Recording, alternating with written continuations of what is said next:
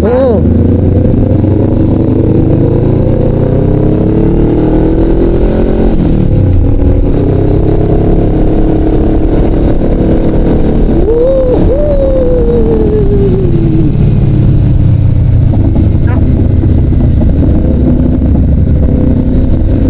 Sarap magmotor.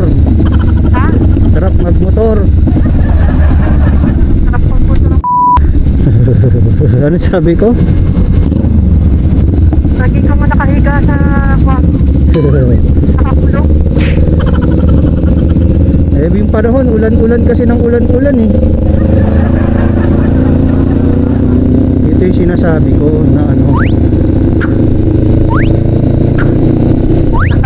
utang talaga o ganun. Ganun talaga mo siya dadaanan eh. Ha? Ganun mo siya talaga dadaanan. Pasigsag-sigsag. Kasi ayaw mong daanan yung ano eh.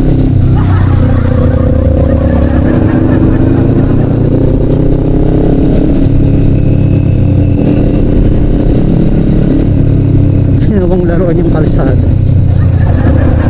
Oo, huwag ka na kumanyan. Bakit? Diretso mo na, ang dami sasakay sa likod lang. Nakadashcam na yata tayo.